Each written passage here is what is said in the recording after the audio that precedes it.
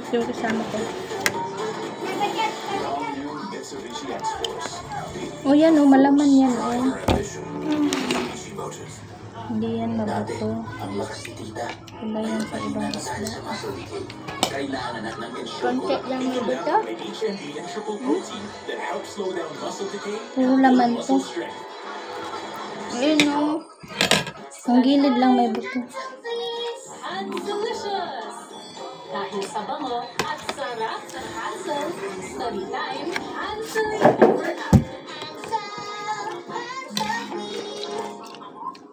Uy, basa ako. Look, pag-contest ko yan mamaya. Pag-instant kailangan, may body sa maraan. Surf, instant white, instant mo. Mula babad, pag-agad, puti agad, kaya magpasabayan. Ang galing ng mamahalin na.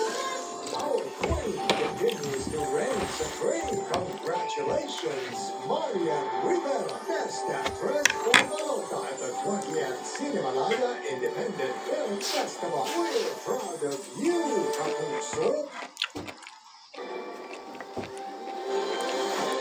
Bukod kay District Mayor Alice Go, gusto rin panagutin ng Justice Department ang kanyang mga abogado. Kasunod ng pagpuslit niya sa bansa, nakatutok si Ivan Mayrina. Kausap ko kasi yung client ko, sabi niya nasa Pilipinas naman siya, kausap ko siya kahapon kasi nga itong naglabas sa mga issues ko to, sure niya 100% na nasa Pilipinas siya.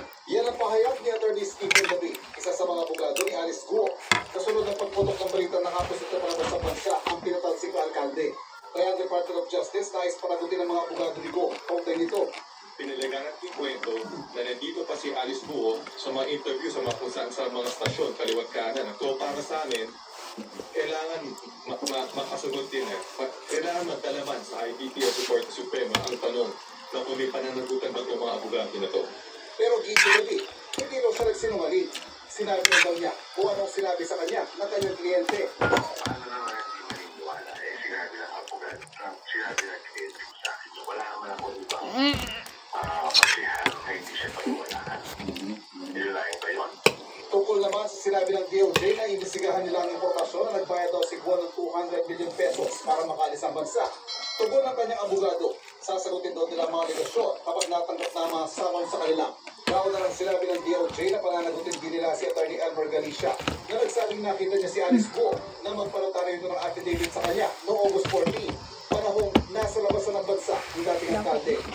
Nang humarap sa sinabi ng Cortez, inamin niya ang hindi niya matiyak kung si Alice Guo nga ang nanumpa sa dokumento. Sa ngayon po, hindi ko na po masabi kung talagang siya yung nakita ko. Pero kawit po. Tinanong ko po kasi siya eh. Mayor Alice Guo. Sabi niya sa akin, alis na lang po. Yun po ang sabi niya. Ang pinanotaryo ni Guo ang kanyang counter-affidavit na humiling ng dismissal ng reklamong qualified human trafficking complaint sa DOJ dahil may tuturing daw ng falsifikadong affidavit. Sinabi ng DOJ na hindi patiyak kung tatanggapin ang panel of prosecutors ang kontra sa laysay ni Guo at posibleng resolbahin ang mga reklamo laban sa kanya base lamang sa may ebidensyang inihain ng gobyerno. Mag-ahain rin daw ng karakterang mga kaso ang DOJ.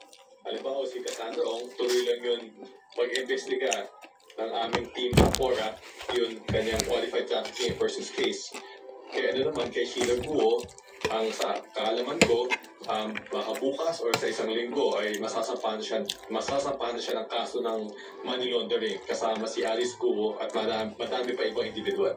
Para sa GMA Integrated News, Ivan Merina nakatutok, 24 oras. 8 hanggang 12 linggong suspension ng regular academic program ang inumpay ng ilang kongresista para daw matutukan ang mga estudyante kailangan maghabol sa math at sa pagbabasa. Pero kailan kaya yan tutupad? Nakatutok si Tina Panganiban Perez. Pagbabasa. Sa isang pag-aaral ng World Bank, Lumabas na 9 sa bawat 10 batang Pilipino na 10 years old ang hindi nakakabasa o hindi naiintindihan ang babasahin na akma sa kanilang edad. Ito ang naisolusyonan ng House Resolution 180